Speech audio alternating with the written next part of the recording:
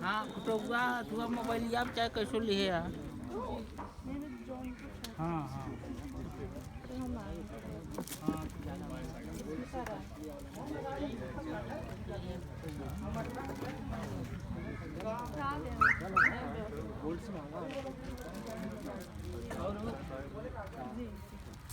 रूपाला भी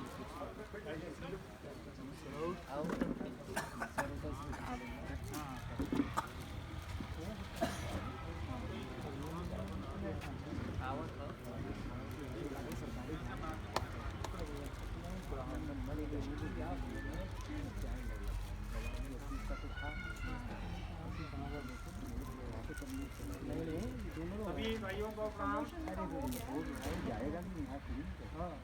भाई साहब थोड़ी हम लोग आधा घंटा 20 मिनट बातचीत करेंगे, तो मोबाइल बंद रहे तो अच्छा है। हम लोग लोक भारती एक संस्था है जो पूरे देश में पर्यावरण, प्राकृतिक कृषि, नदी, तालाब इन विषयों पर काम करते हैं। आज हम लोग यहाँ एकत्र हैं केवल प्राकृतिक कृषि के विषय को लेकर। पिछले लगभग 60-70 सालों में हम लोगों ने अपने खेती के तरीके को बहुत तेजी से बदला है प्रगति करने के उद्देश्य से। लेकिन इन 50-60 सालों में रासायनिक कृषि करने के बाद जो परिणाम आ रहे हैं वो परिणाम सारे हानिकारक, वो हमारे स्वास्थ्य की दृष्टि से भी हानिकारक है, हमारी जमीन के स्वास्थ्य की दृष्टि से भी हानिकारक है और आर्थिक दृष्टि से भी हानिकारक है। इस विषय पर हमारे साथ कई विशेषज्ञ आज यहाँ उपस्थित हैं। इस पर हम लोग आज चर्चा करेंगे। लेकिन पहले चरण में हम बातचीत करें उससे पहले हम आपको भी जानें कि हमारे साथ कौन कौन लोग बैठे हैं। तो आप सब लोगों का एक एक करके नाम, गांव, आप कितनी खेती करते हैं और आपके पास गाय है कि नहीं, ये 4 चीज़ें आप एक एक करके बताते जाएंगे। फिर हम लोग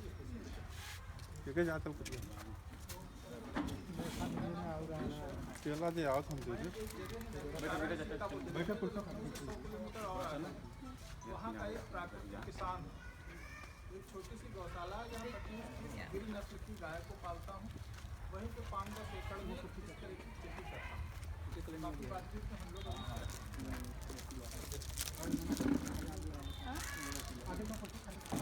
राम सेवक वर्मा बहराइच से 7 साल से प्राकृतिक खेती का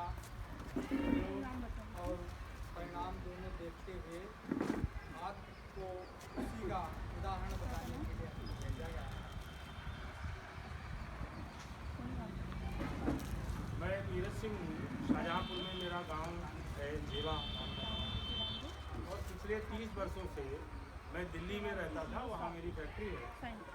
2 सालों से हमारे ये भाव आया कि हमें अपने गांव के लिए कुछ करना चाहिए, तो 2 सालों से हम इन कामों में अपना समय निकालते गांव-गांव जाकर के जागरूकता के लिए काम। मैं भरत प्रताप सिंह, आप लोग पहचानते होंगे, मैं तो इसी गांव का रहने वाला हूं। मैं 2018 में रिटायर हुआ। रिटायर होने के बाद 2019 में हमारा एक 4 एकड़ का फार्म हाउस है, उसमें ये प्राकृतिक खेती 2019 से कर रहे हैं। काफ़ी फायदा हुआ है। उस संबंध में आज यहाँ गोष्ठी थी तो हमें भी बताया गया, तो हम भी उसी के आए हैं ताकि हम अपने अनुभव छात्र के साथ बात करें। नमस्कार, मेरा नाम राकेश कुमार पांडे है। मैं व्यवसाय से हवाई जहाज़ का इंजीनियर हूँ, एयरक्राफ्ट मेंटेनेंस इंजीनियर। साथ में मनोवैज्ञानिक हूँ और कई सालों से देश के बाहर था। वहाँ पे मेरे अलग अलग कंट्रीज़ में मैंने सेवाएं दी हैं, बहुत लोगों के साथ काम किया है। और क्योंकि प्राकृतिक खेती ही हमारी पृथ्वी माँ को बचा सकती है, इसी संदर्भ में जागरूकता के लिए मैं आप लोगों के साथ जुड़ा हूँ और लोक भारती मंच के माध्यम से मैं आप लोगों के बीच में आया हूँ। तो आप सभी का मैं स्वागत करता हूँ और चाहूँगा कि सर आप लोग भी अपना एक परिचय दे दें ताकि पता चल सके कि आप और हम लोग एक दूसरे के दोस्त हैं, है ना दोस्त, है ना हम लोग। तो ताली हो जाए जोरदार आप लोगों की। तो सर आप ही से शुरू करते हैं। हाँ, मैं आजमगढ़ का हूँ, माफ करिएगा, मैं आजमगढ़ का रहने वाला हूँ, भारत। आपसे शुरू करते हैं सर। तो ऐसे एक क्रम से होते हुए परिचय आप लोग बारी बारी से।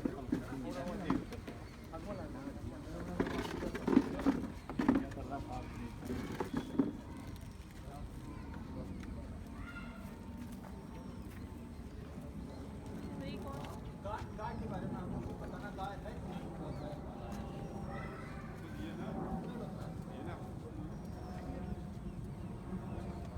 आपने सर सुभाष चंद्र बोस सर कितने ट्रस्ट वेरी गुड।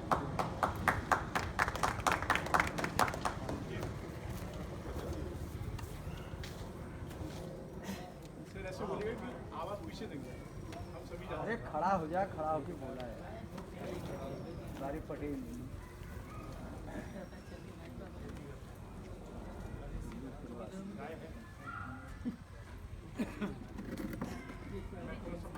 सर आप लोग ऐसे बोलिएगा, हम सभी एक दूसरे को जानना चाहते हैं ना, तो अगर आप पूरी आवाज़ में बोलेंगे तो सिर्फ हम नहीं, हम सभी लोग एक दूसरे को जान जाएंगे, है ना, बड़ा अच्छा लगेगा। जी सर।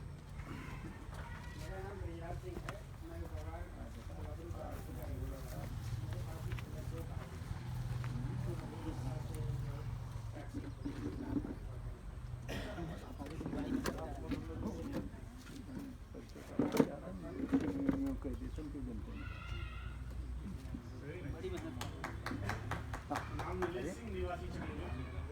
आज की खेती है इस साल की शुरुआत की हमने।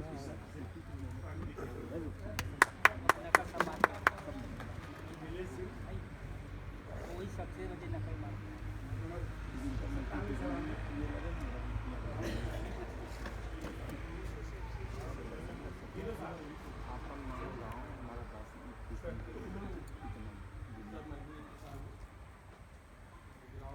ये मन की खेती करने में मोटा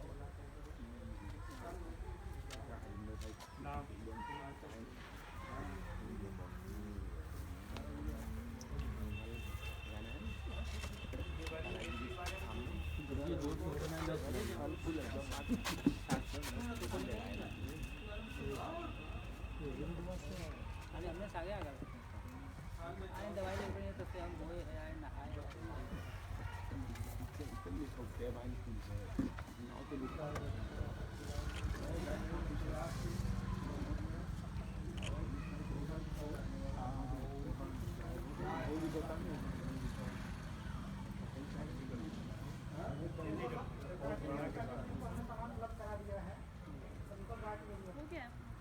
अरे भैंस तो हो, गाय नहीं बा, भैंसों को हुई। भैंस तो नहीं बात बार भैंस से भी होगा, अगर गाय नहीं है तो भैंस से भी होगा। इससे आगे हम छोड़ ले जाएंगे। सबसे बढ़िया है बकरी के रेडी अपने यहाँ का पशु भैंस है, गाय नहीं है तो भैंस से आप कर सकते हैं। गाय नहीं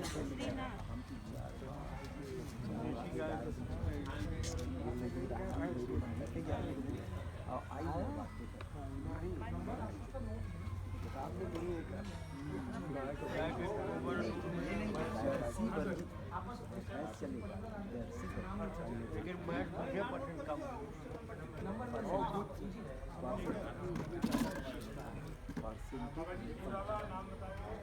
देखिए एक बात बताएं कि गाय का मूत्र भी विषाक्त होता है।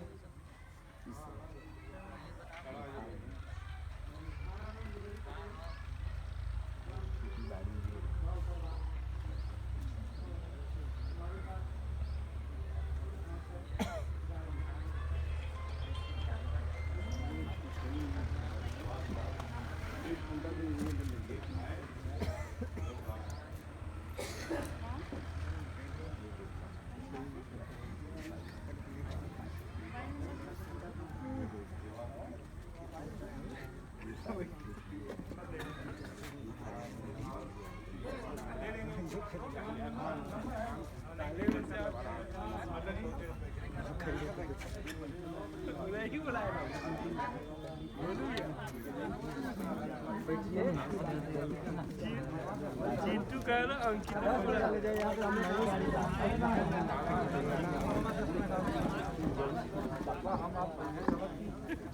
हमने कहा कि सामान्य कमला सर जोर से बोलेगा तो सबको शांत रहिए, आप लोग थोड़ा शांत रहिए। ले लें खेत आज इसी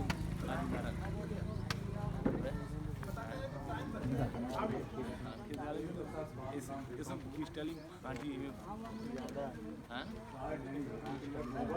स्टाइलिंग उससे आई अंतर आधा आइए की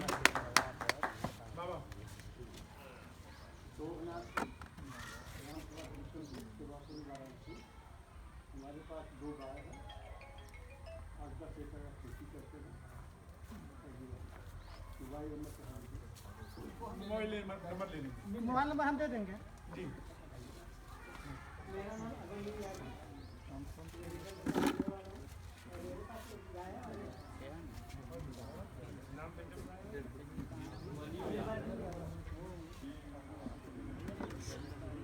खड़ा हो जाओ, आगे बताओ क्या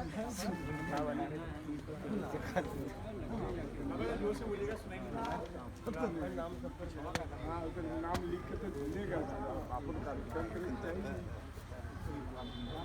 जब गड़बड़ से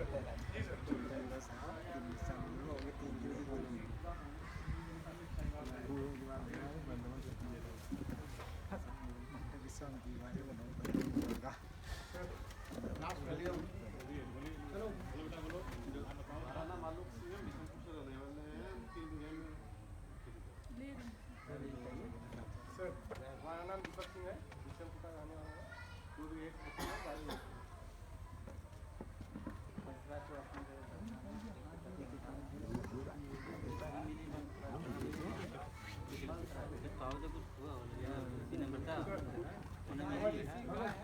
गाय बताते जाइएगा। अच्छा, आपका नाम बताइए।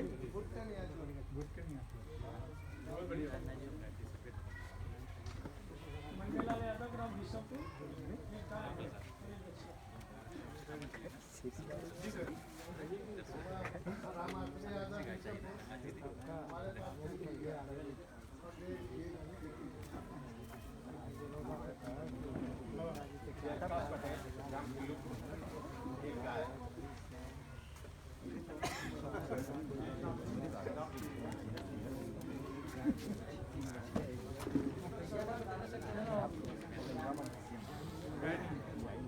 आप एक बार फिर से नाम बताइएगा। जी सर।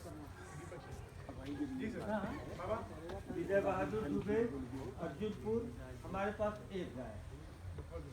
ऐसी ऊंची आवाज में ना तो आवाज पूरी रिकॉर्ड भी होगी और अच्छा भी लगेगा, आपका परिचय हो जाएगा। वैसे आप एक दूसरे को जानते होंगे, नो डाउट, लेकिन अगर पब्लिक में हम लोग करते हैं तो बड़ा अच्छा सा लगता है ना, हमें भी सुनने में अच्छा लगता है कि हम किन से मिल रहे हैं। सर रामजी सिंह बिलावलपुर, 3 गाय हैं, कई 4 जी सर। महेंद्र वर्मा निजामपुर, एक गाय है। हरिकुंवर सिंह ग्राम बिलावलपुर, एक गाय है मेरे पास।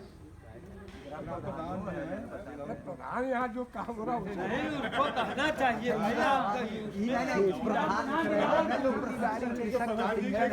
ताली हो जाए।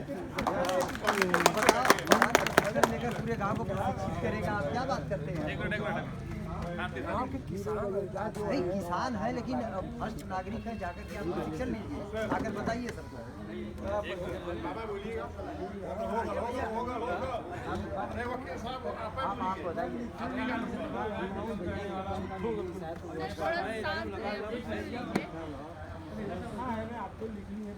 धर्मेंद्र सिंह इसी गांव रहने वाला हूं, भाई साहब हमारे हैं बगल में भैया। अब एक गाय रहने गंगा खीरी, लगभग 8 बीघे खेती अपने से कराते हैं, बाकी सब रधिया है। पेशे से मैं बाल विभाग में हूँ। जी सर बाबा जी। हमारा नाम है शंकर दुबे, ग्राम विक्रमपुर, जिला वाराणसी। मेरे पास कॉलेज का विभाग अरविंद कुमार सिंह सिरेरा।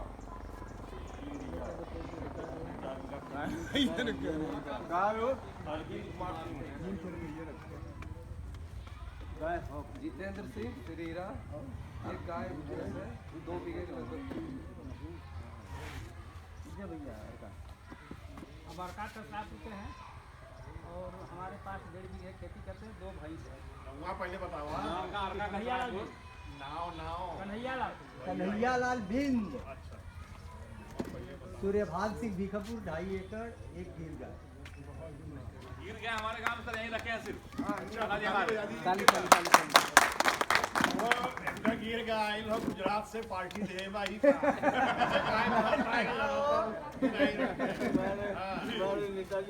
कुमार सिंह गुजरात से एक गाय एक भैंस है, 18 बीघे में खेती करता हूँ। सुरेश सिंह विक्रमपुर, 2.5 बीघा खेती है लेकिन गाय नहीं। शंकर सिंह मौजा विक्रमपुर, 1 बीघे में खेती करता हूँ, गाय नहीं। मैं उनका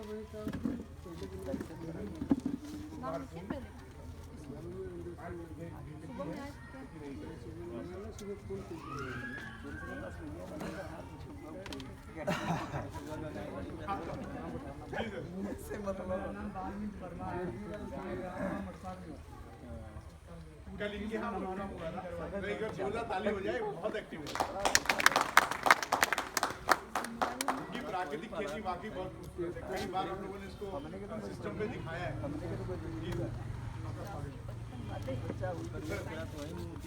पीछे पीछे भैया, पीछे अपने पीछे क्या था बोला बता। विक्रमपुर 3 बीघा खेत है हमारे पास। गाय है भैंस। हमारा नाम मनीष कुमार पाल है, ग्राम भीषमपुर, 4 गाय है और 1 एकड़ जमीन है।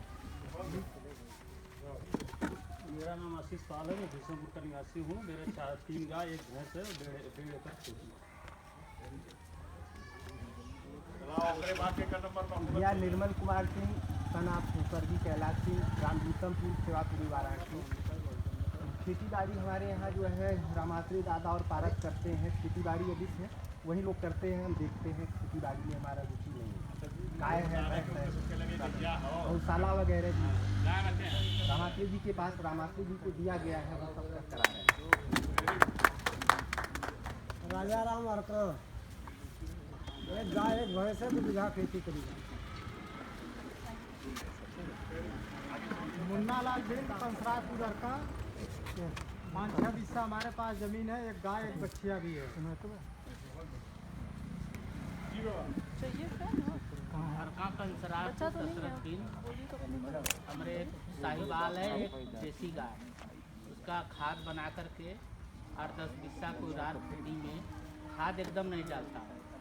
वो गाय का गोबर 5 किलो मूत्र बना करके 50 ग्राम चूना ना करके उसको बना करके वो कोदार में करता है।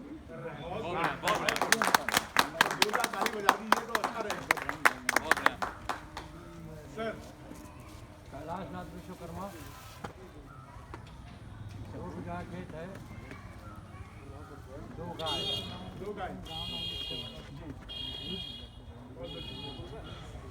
हमारा बबलू नाम है, अरका कंसाप का रहने वाला हूँ। हमारे पास एक गाय है, एक बछवा है, बकरी है एक। खेती बाड़ी करता हूँ, मेरे जमीन है नहीं। हाँ बताइए सर, करना फिर बस हो गया भैया, हो गया सर। आप उधर भैया आप हाँ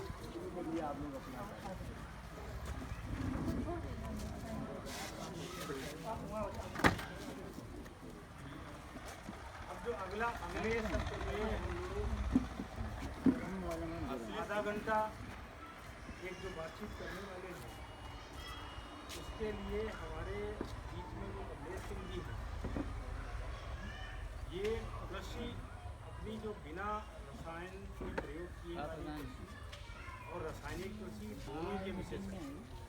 और यहाँ कृषि विभाग के जो लोग होंगे, इनके कृषि विभाग के वैज्ञानिकों को पढ़ाते हैं।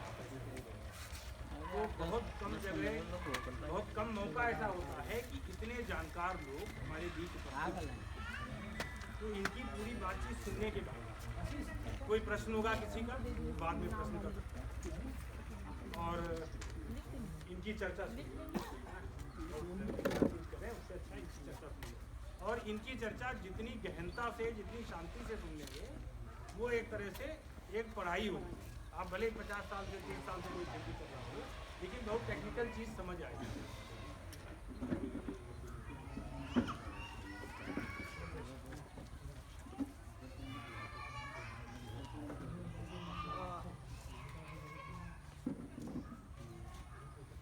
क्या कोई ऐसा व्यक्ति है जिसने हाई स्कूल नहीं पास किया यहाँ?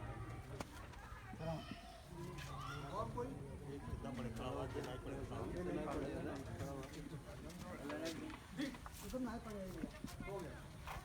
नहीं, मैं इसलिए स्तर से जाकर बात करने का इतना जानना, और कोई आपकी इच्छा मुझे नहीं जाननी।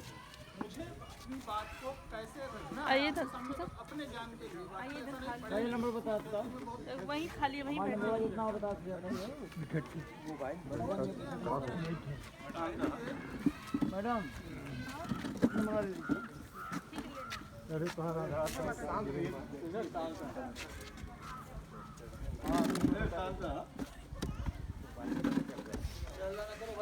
थोड़ी देर के लिए फोन को चाहे तो बंद कर सकते हैं या मुझ पे डाल दें, क्योंकि यकीन करें कि जब आधे घंटे बाद की बात खत्म तो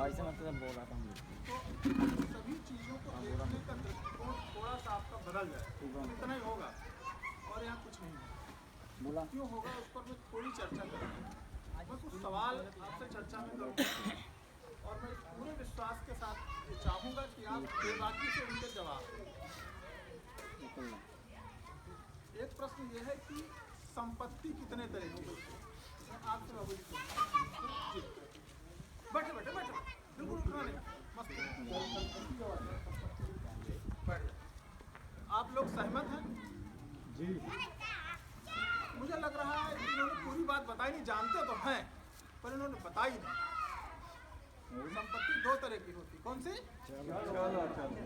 नहीं, संपत्ति दो तरह की होती है, एक टेंजेबल, एक नॉन टेंजेबल। एक वो जो दिखती है, एक वो जो नहीं दिखती। जो दिखती वो दो तरह की होती है, एक चल एक अचल, और जो नहीं दिखती वो भी दो तरह की होती है। एक कौन सी? आपकी स्किल, यानी आपकी योग्यता, वो आपकी संपत्ति है। और दूसरे आपके रिलेशन, आपके रिश्तेदार मंत्री जी आपने फ़ोन किया, काम हो गया, वो आपकी क्या है? संपत्ति है। और दूसरी कौन सी संपत्ति है? आपकी योग्यता। आप डॉक्टर हैं, कहीं भी कलम लेके बैठ जाइए, वहीं पे पैसा आने लगा। आप वकील हैं, एक पेन लिया और कचहरी में बैठ गए, पैसा आने लगा। यानी आपकी जो योग्यता है वो क्या है? संपत्ति है। और आपके जो संबंध है वो आपकी संपत्ति है। तो जो दिखती है और जो नहीं दिखती, वो दो तरह से संपत्ति का दृष्टिकोण बदला। संपत्ति समझ में आई? हम सबसे ज़्यादा पैसा, सबसे ज़्यादा ताकत लगाते हैं उस संपत्ति के पर जो नहीं दिखती। जैसे बच्चे को पढ़ाना है ना, वो कम से कम जब 5 साल का होता तब शुरू करते हैं और कम से कम 26, 27, 28 साल तक उसको खर्च करते हैं। समय खर्च, बहुत ध्यान से सुनिएगा, तब खेती पकड़ पाएंगे। हमारा ये प्राकृतिक खेती विषय है, आपको पूरी तरह से पकड़ में आ जाएगा, पर विषय को ध्यान से सुनिए और बात ना करिएगा, क्योंकि जैसे ही आपस में दो मित्र बात करेंगे तो एक मित्र को मैं अपने पास बैठा लूँ। तो इसलिए बात नहीं कर रहे क्योंकि आज हम मित्र हैं, आप तो रोज मिलेंगे, तो हमें आप मिलेंगे नहीं, ये हमारा सौभाग्य नहीं कि मैं काशी के इतने पूज्य लोगों से मिल पाऊँ, तो इसलिए आप तो जो संपत्ति है जो नहीं दिखती, जिसको कोई छीन नहीं सकता, जो सबसे महत्वपूर्ण है, वो पाने के लिए आप क्या करते हैं, जिस दिन से आपका बच्चा जन्म लेता है, बेटा या बेटी, उस दिन से उस पर खर्च करते हैं, समय खर्च करते हैं, शक्ति खर्च करते हैं और धन खर्च करते हैं, और फिर वो 28-30 साल का होता है, तब वो एक संपत्ति लेके आता है। अगर आप परिचय ना देते तो क्या हम जान पाते कि आप इस परिचय से नहीं जान पाते, क्योंकि वो संपत्ति आपके अंदर निहित है। दूसरी संबंधों वाली, जैसे ही बच्चा पैदा होता है, छठी शुरू कर देते हैं, आज छठी है तो मोहल्ला वालों को बुला खिला दिया, फिर बरहा है तो फिर उसको बुलाया, फिर उसके बाद में 28 है तो फिर बुलाया, फिर उसका मुंडन है, फिर उसका बर्थडे है, फिर उसका तिलक है, शादी है, जाने इतना खिलाते हैं कि आप अगर पूरे जिंदगी का खिलाया वाला जोड़ के रख ले तो छोटा मोटा मकान बन जाएगा। ये बात सही है। आज यहाँ से जो आप लेके जा रहे हैं वो संपत्ति लेके जाएंगे जो आपको छीन नहीं सकता, यानी हम आपकी आंतरिक शक्ति को इसी घंटे में आपके ज्ञान को बढ़ाने की पूरी ताकत से हम प्रयास करेंगे, और ऐसा कुछ नहीं बताएंगे जो आपने पहले ना सुना। हम सिर्फ इतना करेंगे कि उनको क्रम से कर देंगे, 1 से गिनती 100 तक कर देंगे। उठपटांग लिखी गिनतियाँ समझ में नहीं आती, कई बार 1 लिखा 199, तो उसके बीच में एक वहाँ समझ में नहीं आता, इसके 199 पढ़े कि 1119 पढ़े, बस समझ रहे हैं। तो ऐसा नहीं होगा, सिर्फ चीज़ें क्रम से करेंगे। बाकी यहाँ जितने भी लोग हैं सब किसान हैं और खेती करते हैं मूल रूप से, और आप भी किसान हैं, तो हम लोग कोई वैज्ञानिक नहीं है, पर यकीन रखिए कि अगर आप ये समय हमें दे देंगे तो बदले में हम अपना वो ज्ञान, वो अपना काम जो पिछले 20 वर्षों से कहीं जंगल में रह के कर रहे हैं प्रैक्टिकली खेत में, वो आपको दें, और इस तरह से हम एक दूसरे से विनिमय कर लें, बराबर पे आ जाएंगे। ठीक है, तो ये अगले आधे घंटे हमारे, तो अगर हमारे हैं तो कोई बातचीत नहीं, आपने दान कर दिया, दान की वस्तु वापस दे दी जाती है। अभी तक हमने ये समझा है, सबको देखा है, एक दृष्टिकोण, सभी लोग, कृषि विभाग के सभी कर्मचारी बहुत ध्यान से सुनेंगे, क्योंकि इस तरह की बातें आपके प्रमुख सचिव वगैरह, एपीसी वगैरह बुला के मुझसे वहाँ सचिवालय में सुनते हैं, तो आपको फायदा ये है कि आप यहीं पा जाएंगे। जब सृष्टि किसी को जन्म देने चलती है तो उसके भोजन की व्यवस्था करती है, पहले व्यवस्था फिर जन्म। जैसे मैं जब अपने माँ के गर्भ में आया होऊंगा तो मेरे लिए भोजन की व्यवस्था प्रारंभ होगी। जैसे मैंने जन्म लिया और मुझे भोजन मिल गया, सही है। ये अंडा जब होता है तो उसी के अंदर जर्दी भरी रहती, उसी को खा करके वो अंडा अपने आप को बड़ा करता और तोड़ के बाहर निकल आता है, यानी भोजन की व्यवस्था प्रकृति ने कर दी। अगर इनके लिए की है, भैंस के लिए की है, गाय के लिए की है, तो ये जो पेड़ पौधे इनके लिए भी की होगी, क्योंकि वो तो पहले भोजन की व्यवस्था करता है फिर जन्म देता है। तो अगर इन सब का जन्म हुआ है, प्रकृति का जन्म हुआ है, इसका मतलब भोजन की कोई व्यवस्था होगी, ये सही बात है। अब देखिए उसने भोजन की व्यवस्था कितनी वैज्ञानिक तरीके से की है, आपको पूरी बात समझ में आ जाएगी। अभी थोड़े दिन बाद जब मार्च अप्रैल का महीना आएगा, जब चैत का नया वर्ष शुरू होता, भारतीय नववर्ष, तब सारी पत्तियां सूख चुकी होंगी, खंदाई चल रही होगी, थ्रेसिंग चल रही होगी, पूरे वातावरण में धुंध फैली होगी, चारों तरफ पौधे सूख चुके होंगे, जानवर छूट रहे होंगे, धूल उड़ रही होगी, और पश्चिम की तरफ से एक हवा चलती है जिसको लू कहते हैं, है ना। और वो जब चलती तो कई बार ऐसे घूम जाती है, यह ध्यान, और सारे कीड़े जितना करकट है उसको उड़ाती हुई हवा में लेके जाती है। ध्यान दिया आपने? आपके यहाँ उसको क्या कहते हैं? बवंडर। और वो पूरे वातावरण में फैला देती है, और वो 1.5 महीने तक चली जाती पश्चिम से और सीधे बंगाल की खाड़ी तक। जब वो सारी खाद जो महीन महीन टुकड़ों में आसमान में फैल जाती है, तब कोई कहता है इंद्रदेव चलो, और 15 जून के बाद बंगाल की खाड़ी से क्या होता है? बादल उठते हैं, और वो बादल आते हैं और टकराते हैं और बरसते हैं। जब वो बरसना शुरू करते हैं तो पहली बरसात में अगर आप सफ़ेद कपड़े पहन के धूप में खड़े हो जाएं, बाहर खड़े हो जाएं, तो पहले कैसे हो जाएंगे? काले हो जाएंगे, इतनी खाद बरसती। ध्यान दिया है कभी? और और नीचे से दंदक निकलती, हल्की सी गर्मी। मेरे शब्द समझ में आ रहे हैं? जी जी ध्यान दिया है कि दंदक निकलती और बहुत तेज बिजली कड़कती, एकदम कड़कड़ कड़कड़ झड़म से होती, लग रहा है बिल्कुल गिर जाएगी। क्यों होता आप समझिएगा ये सब कुछ। जब वो खाद गिरी इस पेड़ के पास, और पेड़ कहाँ से लेता है भोजन? जड़ से। तो अब जड़ तक जाए कैसे? पानी तो खाद पहुंचा दिया उसने, पानी भी भेज दिया और खाद भी भेज दी, लेकिन जड़ तक कैसे जाए, मुंह तक कैसे जाए? तब वो केंचुओं से कहता चलो निकलो। पहली बरसात में 2-4 गड्ढे दिखेंगे, थोड़े दिन बाद आपको पेड़ के पास 10-20 गड्ढे दिखेंगे, और फिर आपको सब केंचुओं के गड्ढे गड्ढे दिखते हैं, और वो सारी खाद और पानी सीधे जड़ के पास, वहाँ से जाइलम और फ्लोएम के द्वारा आता है, फोटोसिंथेसिस होती है, स्ट्रोमेटा क्लियर होते हैं, धुलाई हो जाती है पत्तों की, और वो भोजन बना के पहुँचाने लगता है। ये सही बात है? अब आप अगला सवाल पूछोगे कि ये आते कहाँ से केंचुए? हर वर्ष आते हैं केंचुए, इस समय है नहीं। होता यह है कि प्रकृति जब इसको गिराती है पानी को, केंचुए थोड़ा थोड़ा निकलना शुरू करते हैं, तब वो प्रकृति में, अच्छा केंचुए आए कैसे? हर समय तो नष्ट हो जाते हैं। प्रकृति हर चीज को अपने गर्भ में छुपा के रखती है, वो माँ कही जाती है। तो केंचुए जो होते हैं वो अपने अंडों को जमीन के 10 से 12 फुट नीचे सुरक्षित छोड़ देते हैं, पीपा से बंद कर। अंडे फूटने के लिए 2 चीज़ों की जरूरत होती है। जैसे मुर्गी से अंडा तब तक बच्चा नहीं निकलेगा जब तक उस पर मुर्गी बैठे ना। क्यों? क्योंकि उसे एक टेम्परेचर चाहिए। तो ये जो केंचुओं के अंडे पड़े होते हैं, पहली बरसात में अगर आप बल्ब टांग दें तो दूसरी बरसात जैसे होगी, बल्ब के आसपास आपने देखा होगा जो लाइट का बल्ब लगा रहता है उसके आसपास बहुत से कीड़े पतंगे आते हैं और मर जाते हैं। तो फिर अगले साल कहाँ से आते हैं? इस समय तो नहीं आते हैं। आप टांगे आएंगे? नहीं आएंगे, पर पहली बरसात में आते हैं। ये सब अपनी अगली जनरेशन को जन्म देते हैं, वहीं पे अंडे में छोड़ देते हैं, आके नष्ट होते हैं, और फिर अगले वर्ष जब बरसात होती है तब फिर आते। अब वो अंडों को क्या चाहिए? तापमान और झटका। मुर्गी का अंडा है, तापमान मुर्गी ने दिया और बच्चे ने अंदर से झटका दिया और टूट गया। लेकिन वो जो अंडे का आपके केंचुए के और उनके पड़े हैं, उनको कौन दे? तब वो अंदर से पहली बरसात में, आप ध्यान दीजिए, इसीलिए दंदक निकलती है ताकि वो अंडे क्या हो जाए? अब समझ पाए दंदक क्यों निकलती? बिजली इसलिए कड़कती कि बहुत तेज झटका लगे और अंडे फूट जाए। बिजली इसलिए कड़कती है। आपको लग रहा है पता नहीं ये बिजली कड़कने की क्या जरूरत थी? बिजली वो इसलिए कड़काता है अंडे फूट जाए, और ये जो है खगमग अरोग बन हरे अनाथ के अनाथ, ये जो खगमृग हैं इनको भोजन पानी पहुंचे, इसकी व्यवस्था उस नेचर ने कर रखी। बात समझ में आ गई?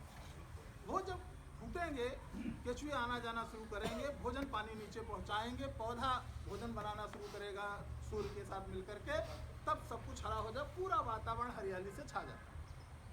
अब गड़बड़ कहाँ हुआ? हम तो ज्ञानी आदमी, हमें तो भगवान से ज़्यादा नॉलेज है। तो हमने कहा कि ज़्यादा पैदा करने चक्कर में यूरिया डाल दो। ग्राम सेवकों ने आज से 30 साल पहले दबाव बना बना के यूरिया डाला, क्योंकि सरकार को तब ये समझ में आया कि अगर हम नाइट्रेट ज़्यादा दे देंगे, यानी नाइट्रोजन ज़्यादा दे देंगे, तो उत्पादन ज़्यादा हो जाएगा। हमने अपने ज्ञान को कमज़ोर समझा, क्योंकि 1191 के तराइन के प्रथम युद्ध में हम जीते और 1192 के द्वितीय युद्ध में मोहम्मद गौरी से पृथ्वीराज चौहान हार गया और हम गुलाम होने की स्थिति में आ गए। और तब से हम लड़ते लड़ते 1947 800 साल तक तलवार बजी, तब आप हिंदू हैं। सोचिएगा, 800 साल तलवार आपने बजाई, तब आपका ये नाम है जो भी लिखवाया, नहीं तो ये नाम नहीं होता, मोहम्मद फला होता। मैं किसी जाति धर्म को लेकर नहीं कह रहा हूँ, लेकिन एक सच्चाई बता रहा हूँ जो सच है। तो यहाँ तक की संघर्षशील जाति आखिर ऐसा क्या हुआ कि इतनी जल्दी हार मान करके और तमाम बीमारियों वाला भोजन करने लगी, केमिकल का इस्तेमाल करने लगी? आखिर क्या हो गया हमारे अंदर, हमारी उस वीरता में, हमारी उस क्रूरता में, हमारे उस धर्म में क्या हुआ? इतनी बड़ी शक्तियों से टकरा गए, जिसने पारस को ईरान बना दिया, जिसने पूरा सब नष्ट कर डाला, उसकी बात वही रोक दी जो इतना ताकतवर था। आखिर क्या हुआ? वो हुआ हमारे अंदर हीन भावना डाली। 1929 में सुंदरलाल जी ने एक किताब लिखी है, ठीक है, तो उस किताब में उन्होंने लिखा था कि भारत में अंग्रेजी राज, किताब का नाम है भारत में अंग्रेजी राज, 600 रुपए की, बच्चों को पढ़ने लायक। उसमें उन्होंने लिखा है किस सन में कौन सा चार्टेड एक्ट आया, और चार्टेड एक्ट समझते हैं आप लोग? मैं बताता हूँ। ब्रिटिश में जो ईस्ट इंडिया कंपनी थी, ब्रिटिश पार्लियामेंट के द्वारा, पार्लियामेंट में जो सांसद थे उनके द्वारा स्थापित एक कंपनी थी जो यहाँ राज करती। वो हर उस देश में जिस पर उसका राज था वहाँ पर शासन करने के लिए एक कानून बनाती थी जिसे वो चार्टर्ड एक्ट है। तो उन्होंने एक चार्टर्ड एक्ट बनाया कि भारत में अगर चीज़ें इतनी सस्ती और इतनी अच्छी और इतनी क्वालिटी की होंगी तो इंग्लैंड का सामान कौन खरीदेगा।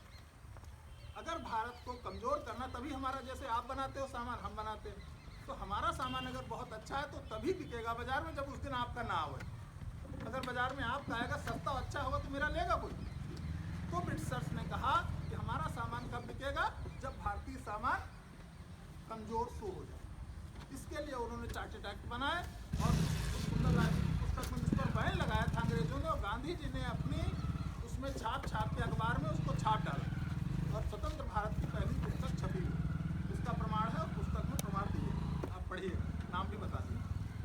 अब ऐसी स्थितियों में जब उन्होंने हमारी पूरी कृषि व्यवस्था को नष्ट करना शुरू किया, हमारे व्यवसाय को नष्ट करना शुरू किया, तब उन्होंने ऐसी व्यवस्थाएं हमारे दिमाग में डाल दी कि हमारी हर चीज़ बेकार, हमारे कपड़े बेकार, हम पैंट शर्ट में चले गए, हमारा भोजन बेकार, हम उस पर बैठ के खाने लगे, हमारी जितनी भी चीज़ें थी उनको उन्होंने हीन भावना से ग्रसित कर दिया। हमारी पूजा पद्धति, कैलिफोर्निया में एक साइंटिस्ट ने 20 वर्ष तक रिसर्च करके बताया कि पूरी दुनिया में सबसे वैज्ञानिक भोजन पद्धति भारतीय है। 20 वर्ष रिसर्च किया पूरे विश्व की भोजन करने की पद्धति का, भोजन करने की। अपने यहाँ क्या थी, बाहर बैठे हैं, खाना पका, गीली मिट्टी से उसको पोता गया, फिर लकड़ी की वो डाली गई, फिर आग निकाल के वहाँ रखी गई, उस पर अग्यार डाली गई और फिर उस पर बैठ के आराम से हाथ धो के खाया गया। आचमन करने के बाद तो वहाँ कोई बैक्टीरिया पनपेगा, पहले तो गीले से कर दिया, नीचे दब गया, फिर आग रख दी, वो मर गया, उसके ऊपर थोड़ा थोड़ा जितना खाने का सामग्री थी डाल दी और आचमन कर दिया, जितना बैक्टीरिया था सारा नष्ट हो गया, एकदम शुद्ध भोजन और ताजा। क्योंकि हमारे एक बार बन को चौका उठ गया तो सामान ही मिलेगा। हम उस परंपरा में चूँकि 50 साल के आसपास हैं तो हमने वो भोजन किया, ये था। अब कौन सा भोजन है, कोई चारपाई बैठी खा रहा है, कोई खटिया खा रहा है, कोई ऐसे टहल टहल के खा रहा है, कोई जाने था क्या। यानी इतनी सधी हुई हमारी पद्धति, इतनी वैज्ञानिक पद्धति जो विश्व की सर्वश्रेष्ठ है, वो बेकार है। और ये गिद्ध भोज अच्छा है जिसमें कपड़े सौंध जाते हैं, जो भी नाम है इसका नाम भी किसी लायक नहीं, बफे हो गए हम फ्रेंचाइज। कपड़ा खराब। मेरा कहना यह है हमारी जितनी विधियाँ थी उन विधियों पर बहुत से आक्रमणकारियों ने हमले किए और धीरे धीरे हमारी शिक्षा पद्धति को ऐसा बना दिया कि हमारे पास जो कुछ भी है वो बेकार। अब जब हम आज़ाद हुए, चिंतन हुआ, गहन अध्ययन हुआ, ऋग्वेद का अध्ययन हुआ, पाराशर पद्धति का अध्ययन हुआ, सुभाष पालेकर जी ने उसका अध्ययन किया और बड़े बड़े ऋषि मुनियों ने अध्ययन किया। उन्होंने कहा अरे इससे तो 1000 गुना अच्छी पद्धति हमारे पास ऑलरेडी है, उसमें से किसी बाजार से 1 रुपये की चीज़ लानी ही नहीं। आपके घर से आगे मांगी, हमारे घर बसंदर, ना हमारा 1 रुपया खर्च ना आपका, यही तो चलता था पहले। आग मांग लेते थे उनके वहाँ, और आग कहाँ रहती थी, दूध के नीचे, है ना। तो हमारे पास बर्तन मिट्टी का था पर पीते थे दूध। अब बोन चाइना की है और पीते हैं 2 कौड़ी की चीज। अब सोचिए कहाँ से चले थे। हमारे कपड़े फटे थे पर हमारे संस्कार उच्च थे। हाँ, क्या संस्कार थे हमारे? संस्कार ये थे कि उस समय के चक्रवर्ती सम्राट राम, दशरथ के बेटे, अपनी पत्नी को एक ऋषि के पास ले जाते हैं, उनसे कहते हैं माता जी मेरी पत्नी को कुछ शिक्षा दे दीजिए। महर्षि अत्रि की पत्नी के पास तो शिक्षा देती, क्या कहती हैं, पति वंचक परपति रति करही, रवरव नरक कोटि सत परही। हाँ, तो कहते पुरुषों के लिए भी कुछ है? कहा हाँ, भगिनी सम जानहि पर नारी और धन पराव विषते विष भारी। उस सिस्टम से चले हम। आचरण देखिए हमारा, स्त्री के लिए पुरुष के लिए बराबर आचरण लेके हम चले, यही तो था हमारा। और कहाँ खड़े हैं आज? आपने बता रहे थे शाम को कि हम वर्ल्ड में रेप कंट्री के बारे में, लोग कहे जाते हैं कि रेपिस्ट कंट्री, जहाँ हर स्त्री हमारी भगिनी है। तो कहा था। और कौन गया था? राजा का। प्रात काल उठ कर रघुनाथा, मातु पिता ही गुरु नाम ही माता। जो भगवान सुबह उठकर, भगवान थे, राजा थे, 10 ठो मास्टर नौकर रखते और घर में बैठ के पढ़ते, लेकिन स्कूल जाते, माता पिता के पैर छूने के बाद फिर गुरु के पैर छूने। उस आचरण से चले हम, और कहाँ खड़े हैं कि बाजार से लाए यूरिया और सीधे खेत में, बाजार से लाए DAP सीधे खेत में, वहाँ से लाया जहर और सीधे खेत में, और खेत में जो सीधे पेट में। परिणाम क्या हुआ कि जिन्हें 100 साल तक स्वस्थ जीना था, वो सब 60-65 में बूढ़े होके और 70-75 आप लोग तो चल भी रहे हो। हमारी वाली पीढ़ी राम जाने कहाँ तक जाएगी, बहुत 64 में पूरा करें। ऐसी विषम परिस्थितियों में देश चला गया। चिंतन होना चाहिए था। कैंसर बढ़ रहा है, डायबिटीज गांव-गांव पहुंच गई है। ऐसी विषम परिस्थितियों में चिंतन हुआ कि क्या ऐसा कुछ हो सकता है। जब ये चिंतन होकर के निकला तो ये पता चला, हाँ, हमारी अपनी जो गौ आधारित विषमुक्त जीरो बजट प्राकृतिक खेती पद्धति है, इसमें बाजार से कुछ नहीं लेना है, सिवाय एक दरवाजे पे गाय हो, बस इनफ। एक गाय चाहिए। एक गाय के गोबर और गोमूत्र से वो सारी चीजें बन जाती हैं जितनी चीजें पौधे को चाहिए। अब आप कहोगे ऐसा कैसे? समय भैया बताए रहिएगा, हम भाव में बह जाते हैं, समझ जाते हैं। तो नीरज जी समय करना, और आप लोग भी रखिए, जब आपको लगे ओवर हो रहा तो हाथ पांव उठा दीजिए, तो क्योंकि यहाँ कहीं कुछ लिखा हुआ तो है नहीं। अब क्या होता है कि अब ये सिद्ध कैसे हो? मैं जो कह रहा हूँ, ये लोग जो विज्ञान पक्ष के हमारे भाई बहन हैं, ये इस बात को ऐसे नहीं माने। आप भी उसी शिक्षा पद्धति से पढ़े हैं, तो आप भी इतनी जल्दी नहीं मानेंगे, क्योंकि वो तो 25 साल तो वो रटा है, तो कैसे मानेंगे? मैं आपको बताता हूँ, आप भी बताएंगे। ये लोग बताते ये हैं कि 17 तत्व पौधे को चाहिए, ऐसे है ना? जब 17 तरह के तत्व पौधे को चाहिए तब वो स्वस्थ पौधा होता है ना? कौन कौन से चाहिए इनका पक्ष रखता हूँ, फिर वो पक्ष रखता हूँ तो क्लियर हो जाए, एकदम शीशे की तरह क्लियर हो। ये कहते हैं कि 3 तत्व प्रकृति से देती है, कार्बन, हाइड्रोजन और ऑक्सीजन। ठीक है, नेचर देता है, चलो वेरी गुड, बहुत बढ़िया। फिर 3 जो तत्व होते हैं वो पौधा स्वयं ले लेता है, ऑक्सीजन बही रही वहाँ से ले लेता है। 3 तत्व ऐसे होते हैं जिनको प्राथमिक तत्व कहते हैं, प्राइमरी एलिमेंट, प्राथमिक तत्व कहते हैं। नाइट्रोजन, पोटास और फास्फोरस। फिर 3 तत्व सेकेंडरी होते हैं, द्वितीयक होते हैं। कौन से होते हैं? कैल्शियम, मैग्नीशियम और सल्फर।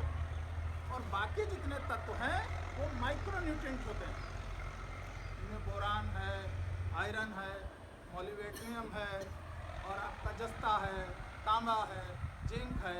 ये जितने हैं ये बाकी तत्व सूक्ष्म तत्व कहे जाते हैं, माइक्रोन्यूट्रिएंट कहे जाते हैं। मैं सही कह रहा हूँ? अब इतना गड़बड़ा दिया इन्होंने, अब आदमी कंफ्यूज, दुकानदार खुश। अब जाओ, जिंक अलग बेच रहा, कैल्शियम अलग बेच रहा, पोटेशियम अलग बेच रहा। अब हम कंफ्यूज कि कौन वाला कम है, ये तो अब दोनों कंफ्यूज। अब समझिएगा, अभी समझ में आ जाएगा। पौधों को 17 तत्व चाहिए, तो कौन कौन कंफ्यूज हुआ? हमको इन्होंने कंफ्यूज किया कि 17 तत्व चाहिए, दुकानदार ने 17 तत्व अपने यहाँ रख दिया। अब आपको कैसे पता चलेगा कि पौधे को कौन से तत्व की कमी है? आप जाते हो, कहते हो कुछ पियर हो रहा है, हमारा गेहूँ कुछ पीला ऐसा लग रहा है जैसे पत्ती पीली हो रही, तब वो कहेगा पीली हो रही, तो वो खट से आपको एक माइक्रोन्यूट्रिएंट का पैकेट पकड़ाएगा, कहेगा 450 रुपये की बाल्टी है, डाल दीजिए, ऐसा कहता है। या एक झोला देगा और कहेगा एक ये भी लेते जाओ, डाल दो जाके, तो एक और झोला दे देगा, एक उसमें कोई एसिड दे देगा, क्लोरिक एसिड या कोई 2-3 चीज़ पकड़ा देगा, पता उसको भी नहीं, वो कोई वैज्ञानिक थोड़ी है, वो तो दुकानदार है। अब आपने डाल दिया, अब जो चीज़ 1900 रुपये की है उसमें 17 चीज़ें खरीद के डालोगे तो बेचोगे कितना? और अगर लागत इतनी ज़्यादा कर दोगे तो बचेगा क्या? और अगर बचेगा नहीं तो इसीलिए आप चपरासी की नौकरी कराना पसंद करते हैं, खेती कराना नहीं पसंद करते, क्योंकि उन्होंने इतना कंफ्यूज कर दिया है।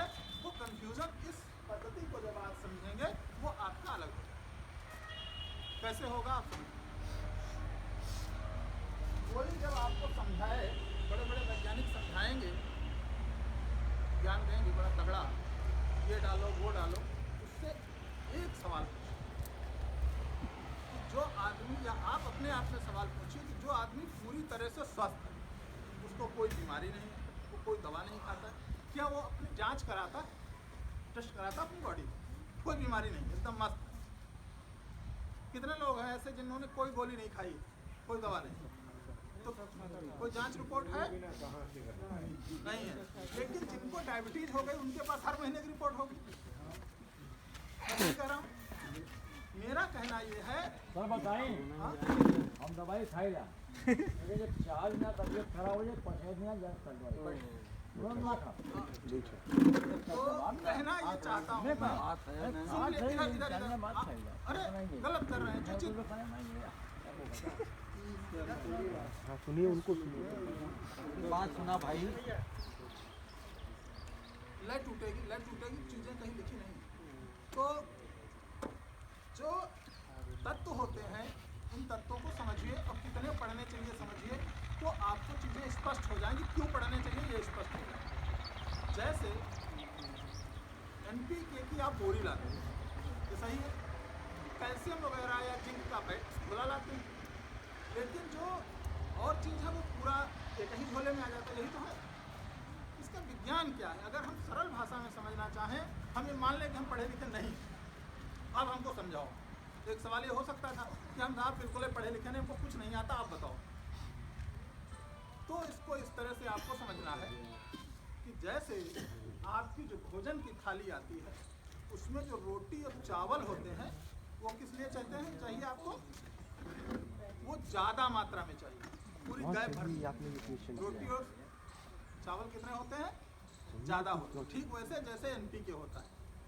फिर होती दाल और सब्जी, वो कितनी होती, रोटी और चावल की अपेक्षा कम होती है।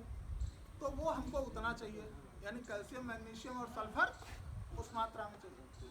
और बाकी जितने तत्व हैं वो ऐसे चाहिए, जैसे नमक है, उसमें हल्दी है, मिर्चा है, धनिया है, लहसुन है, ये जो चीज़ें हैं जितने हमारे भोजन में पड़े हैं, पौधे को उतने चाहिए। बात समझ में आ रही। अगर आपके खाने में सब कुछ हो, सिर्फ एक यानी सोडियम यानी नमक को हम निकाल दें, तो क्या भोजन अच्छा लगेगा। दूसरा, हम उसमें से तेल निकाल दें और सब्जी बने, तो क्या खा पाएंगे, काहे बनेगी, प्रश्न है। अब इसको समझें, इतना सारा तमाशा समझ सकते हैं। दूसरा तरीका, इसको कुछ न समझें, ये सब बवाल बंद। हम इसको समझें, इसको कैसे समझें। हमारे घर में हमको बढ़िया बचपन से पाला जाए, अच्छी तरीके से एक बच्चे की देख रेख की जाए, माँ उसको अपना दूध पिलाए जब तक समय सीमा, माँ की भी अच्छी देख रेख हो। ध्यान से सुनिएगा आप लोग, अच्छी देख रेख हो। भोजन की थाली जैसी हमारी बनती थी, यानी उसमें घी भी हो, दाल भी हो, चावल भी हो, सलाद भी हो, सारी चीज़ें हो, और उसको खाए, और बच्चा स्वस्थ अगर है तो किसी दवा की ज़रूरत है, अलग से कोई टॉनिक की ज़रूरत है, कोई प्रोटीन वोटीन विटामिन की ज़रूरत है नहीं। दूसरा, इतना भोजन जैसे हमारे लिए हमारी माँ बनाती है, वैसे धरती माता के लिए गौ माता बनाती है, और फास्ट बनाती है। कैसे बनाती है आप समझें। जब आप अगर एक पैरे का वो पैरा पड़ा, अगर मैं कहूँ इसको वो खाद बनाना है, तो ये कम से कम 6 महीने सड़ेगा, तब इसकी खाद बन पाएगी। जैसे पहले बन पाएगी। या भूसा आपका लगा है, उसको आप खाद में अगर डाल दें भूरे पे, तो कितना टाइम लगता है, 5-6 महीने। लेकिन अगर इसी को शाम को गाय को खिला दें तो सुबह क्या होगा, खाद। वो फैक्ट्री है, काहे की, खाद बनाने। तो खाद बनाने की जो आपकी फैक्ट्री है, वो शाम को खिलाया और सुबह खाद बन गई। और आप करके देखिएगा, थोड़ा गोबर ताज़ा उठाइएगा, कहीं अच्छी जगह पे रखिएगा, और किसी पत्ते से उसे ढक दीजिएगा और पानी छिड़क दीजिएगा। कल ये सब लोग करके देखना, और 3 दिन बाद उस जगह जाके, कच्ची जगह हो, 3 दिन बाद देखना क्या होगा। 3 दिन में गोबर गाय मिट्टी होगी। करके देख लीजिए। आप सोचिए, इतना बड़ा गांव है, खुले में जाता था, अगर ये जो जाता था उतना वहाँ मौजूद रहता, तो गांव के आसपास ऊंचे ऊंचे पहाड़ लगे होते लेटरिन के, उन्हीं के बीच से गाड़ी आ रही होती, हम लोग तो खुले में जाने वाले हैं। पर क्या है कहीं कुछ, क्योंकि जमीन में रहने वाले सूक्ष्म बैक्टीरिया उन सबको मिट्टी में या भोजन में कन्वर्ट करके पौधों को भोजन के रूप में देने का काम करते हैं। गाय के गोबर में और गाय के मूत्र में वो सारे बैक्टीरिया भारी मात्रा में रहते हैं जो इनको सिर्फ 24 घंटे यानी बाहर की दुनिया में 6 महीने लगते हैं और गाय को 1 रात लगती है। वो गाय जब दरवाजे पे बंधी होगी तो एक ही रात में फैक्ट्री ने बदल दिया खाद में। अब उस खाद को आपको बनाना है एक बहुत ताकतवर खाद, इसका अभी यहाँ पे प्रयोग दिखाया जाएगा और कैसे बनेगी वो तो हमारे मित्र सिखाएंगे आपको। हम उसका थोड़ा सा हिस्सा बता के अपनी बात समाप्त करेंगे, फिर हम दूसरे सत्र में फिर आपसे बात करेंगे। अभी सिर्फ एक भूमिका आपके सामने रखना चाह रहे थे, जो भी आप देखते हो चलती है, पानी बरसता है, उसमें निकलती है, चीज़ें आपको उस दृष्टिकोण से दिख जाए जिस दृष्टिकोण से हम दिखाना चाहते हैं। अब ठीक ये क्रिया होती कैसे, इतना फास्ट कैसे होती है, क्यों जरूरत है, उसे आप समझें। जब आप एक ड्रम भर दूध रखें इसमें भर के उबाल के पूरा ड्रम भर के और इतना इसमें दही ले आओ और डाल दें तो 3 दिन बाद क्या होगा, तो दूध क्या हो जाएगा, दही हो जाएगा। इसका मतलब क्या होगा कि वो जो इतने बैक्टीरिया आप लेके आए थे वो पूरे ड्रम भर हो गए, उनकी मात्रा बढ़ गई। तो जो जीवामृत बनाएंगे वो जीवामृत में इतना करना होता है कि जो आपके खेत में बचे हुए बैक्टीरिया हैं वो बड़ी मात्रा में इसमें बढ़ जाए। कैसे बनेगा, क्या होगा, उस पद्धति पे चर्चा होगी और हमारे दूसरे मित्र लोग इस पर चर्चा करेंगे। मैं दूसरे सत्र में और फिर प्रश्न वाले में आपके प्रश्न दिमाग में आएंगे, अभी मैंने आने नहीं दिए, इसलिए नहीं आए, फिर मैं आने दूंगा। प्रश्नों को मैंने रोक लिया क्योंकि मैंने ऐसी कोई बात ही नहीं की जो मतलब की थी, मतलब बेमतलब की भी नहीं की लेकिन मतलब की भी नहीं की। अब मैं मतलब की बात करूंगा अगले सत्र में, तो मैं अनुरोध करूंगा कि हम इसको कंटिन्यू करें, हम अगले सत्र में फिर इस पर चर्चा करेंगे, ठीक है, तो प्लीज़।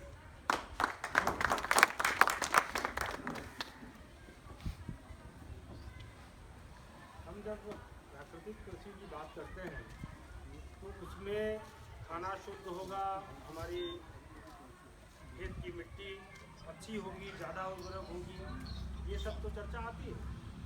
लेकिन एक तीसरी बहुत महत्वपूर्ण चर्चा है कि किसान को उससे लाभ और अधिक क्या हो, क्योंकि हम ये मेहनत जो है कहीं ना कहीं लाभ के लिए करते हैं। तो ये राम सेवक जी हमारे बीच हैं, ये बहुत अनुभवी कृषक हैं और अपनी पूरी खेती इसी पर आधारित है, इस पर करते हैं। किन किन विधियों से करते हैं, क्या विशेष विधियाँ ये अपनाते हैं और उससे किस प्रकार से किसान की आय में अधिक लाभ हो सकता है, ये दोनों चर्चाएँ राम सेवक जी करेंगे। और उसके बाद ये कैसे बनाते हैं इसका प्रशिक्षण। किसी भी पौधे का कृषि करने के लिए सिर्फ की जरूरत है, अगर सिर्फ ठीक नहीं है तो उसको करने के लिए करना चाहिए। जस्ट अपने प्राकृतिक खेती के प्रशिक्षक और प्राकृतिक कृषि को सीखने वाले ग्रामवासी, पहले हम बहुत जोरदार ताकत से 3 स्लोगन बोलेंगे। भारत माता की जय, भारत माता की जय, गौ माता की जय, गौ माता की जय, धरती माता की जय। तो हम धरती को माता कहते हैं। ये पहली बार हमने कोई जयकारा बुलवाया है। आपको विभिन्न कार्यक्रमों में और गांव में विभिन्न प्रकार से ऐसे उदाहरण मिले होंगे। भागवत कथा में धरती को माता कहते हैं, गाय को माता कहते हैं, जिसने जन्म दिया है उसको माता कहते हैं। साथियों, माँ कभी नहीं चाहती है कि हमारा बालक बिगड़ जाए।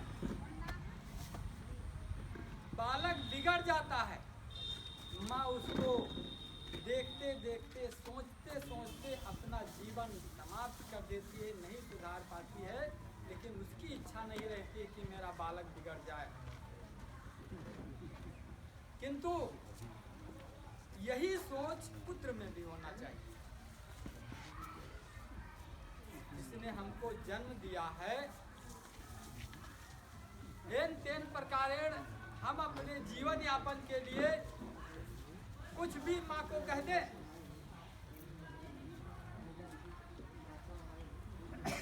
आप उदाहरण के तौर पर पंच तत्व से शरीर बना है, चित्त जल पावक गगन सबीरा, पंच तत्व या रचित शरीर। और वैज्ञानिकों ने सिद्ध कर दिया है, जितनी भी वनस्पतियां हरी हैं, उसमें भी 5 तत्व हैं जो हमारे में है वो उनमें भी 5 तत्व से उनकी भी रचना हुई है। उदाहरण के तौर पर आप 100 केजी हरी फसल कोई या पत्तियां ले लो, 100 केजी यानी 1 कुंटल, और उसको सुखा दो, उसमें केवल और केवल 18 किलो बचेगा। कितना बचेगा? 18 किलो। अब 82 किलो क्या हो गया? 82 किलो अग्नि में चला गया, सूरज ने उसको ले लिया। सूरज में अग्नि होती है। अब कितना बचा? 82 किलो। अब उसको जला दीजिए, जला देंगे तो उसमें 1.5 किलो बचेगा। अब 1.5 किलो बचेगा।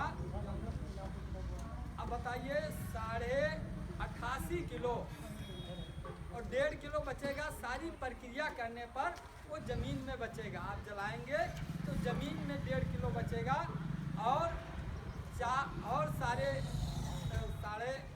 98 केजी कहाँ गया? हवा में गया, अग्नि में गया, आकाश में गया, यानी 4 तत्वों में मिल गया। 5वें तत्व धरती पर 1.5 किलो बचा। अर्थात उसको जहाँ जहाँ से जो मिला था वही चला गया। अब आपको कृषि करने के लिए भाई साहब ने बहुत कुछ बता दिया है। वैज्ञानिकों ने, विदेशियों ने, भाई साहब बात अलग कीजिए।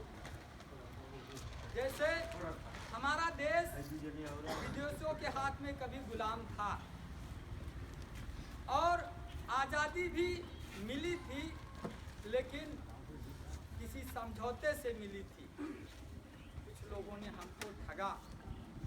हमारे लोगों ने कहा, उनका समझौता हो गया कि किसी तरह से हम देश छोड़ देते हैं, किंतु जो संविधान बनाए उसमें कुछ हमारे लिए जगह छोड़े।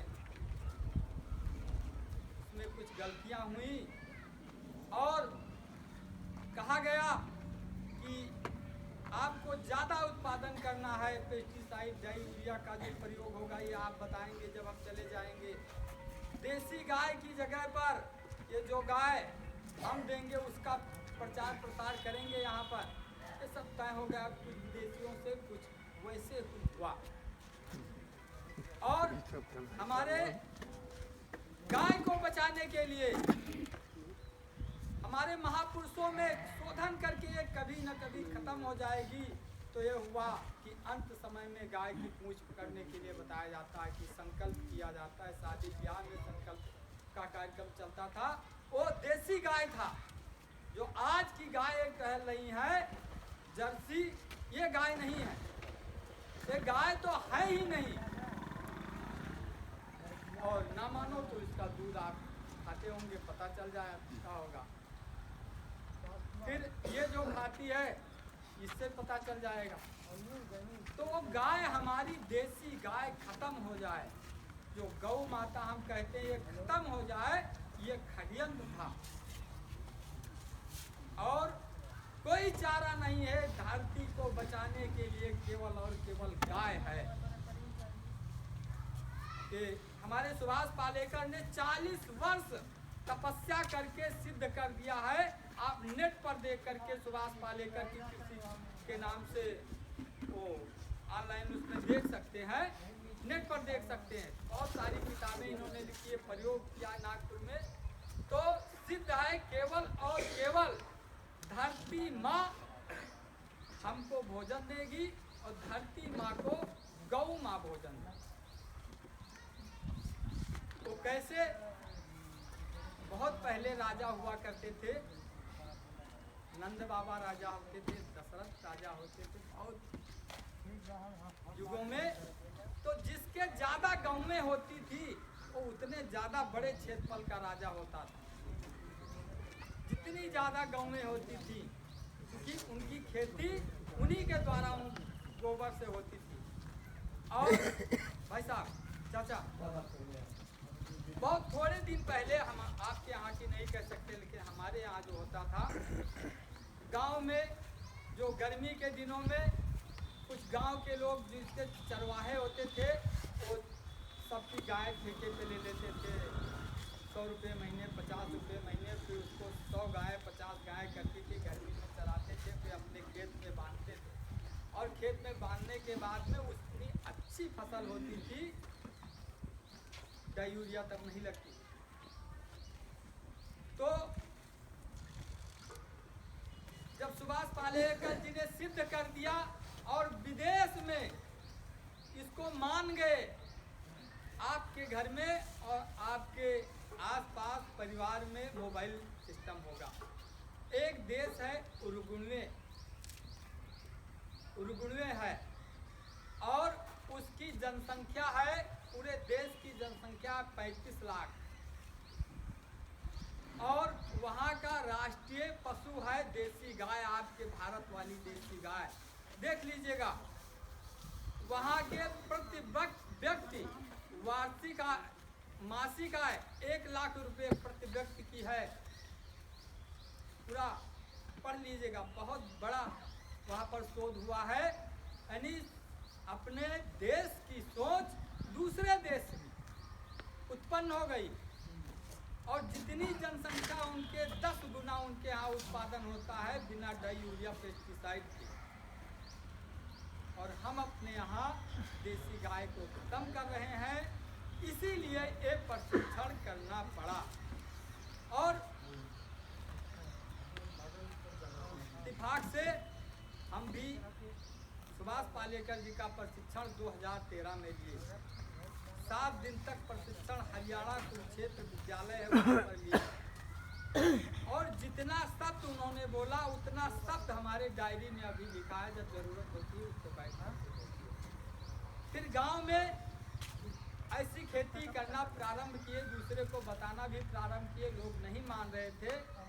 फिर हमको जो अनुभव हुआ, कोई खेती से पैसा नहीं मिलेगा, इससे हम धनायत नहीं बनेंगे, हमारा घर नहीं बनेगा, हमारा बच्चा नहीं पढ़ सकता है। सबको पता हो जाता है कि खेती केवल हम शौक के लिए करते हैं, डाई यूरिया छोड़ देते हैं, नौकरी करते हैं, सरकारी प्राइवेट करते हैं, व्यवसाय करते हैं और उसमें खेती करते हैं। जो होता है उसको हम कोई घाटा मुनाफा नहीं जोड़ते। किंतु अगर रसायन पे जाते हैं तो घाटा होता है। अब उदाहरण के तौर पर आपके गांव में जो जनसंख्या रहती है उसमें 18 वर्ष के बाद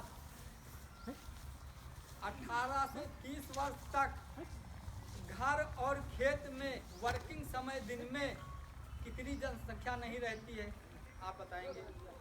18 वर्ष से 30 वर्ष की आयु वाले लोग गांव के बाहर लगभग 100 में कितने लोग रहते हैं बाहर? चाहे चौराहे पे रहते हो, राजनीति करते हो, चाहे प्राइवेट सरकारी नौकरी करते हो या बाहर जाते हो, लगभग 20% लोग गांव के बाहर रहते हैं। ज़्यादा रहते हैं ना। 100% मान लें आज के परिवेश। वहीं पर आ जाइए 30 से 40 31 से 40 वर्ष की संख्या गांव में और खेत में नहीं रहती है, इन दोनों के बाहर रहती है। उनकी क्या संख्या होगी? 100 में कितने लोग? लगभग 50%, 70%। और ऐसे ऐसे धीरे धीरे करके 60 से 70 वाली जब आ जाती है तो लगभग 90% गांव में रहते हैं 60-70 वाले।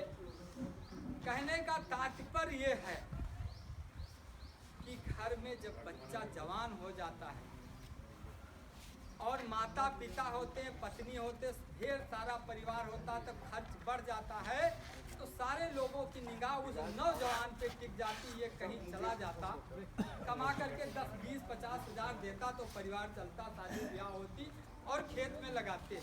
ये सबके भावना गांव में रहती कि नहीं रहती? रहती है और सही भी है। और यहाँ तक बच्चे को विदेश भेजना पड़ता है कमाने के लिए। नहीं पढ़े हैं तब भी सऊदी अरब जाते थे और विभिन्न प्रकार के देशों को जाते थे। अब बताइए कि पैसे के लिए परिवार छोड़ा, माता पिता छोड़ा, तो इस पे हमने लगभग 6 महीने तक केवल और केवल शोध किया। तो दिमाग में आया कि जैसे आप अंग्रेजी दवा जितना डॉक्टर ने बताया है एक खुराक, आपने 3 खुराक खा लिया तो फायदा करेगा कि नुकसान करेगा? बोलो। 3 खुराक एकदम से खा लिया, एक खुराक बताया था, नुकसान करेगा? और आयुर्वेदिक दवा जैसे पेट में गैस बन रही है, तुरंत डॉक्टर ने 1 चम्मच बताया, आपने 3 चम्मच खा लिया, फायदा करेगा कि नुकसान करेगा? बोलो। अरे भाई वही मात्रा अधिक खा रहा है, नुकसान करेगा, गारंटी है वो नुकसान नहीं करेगा।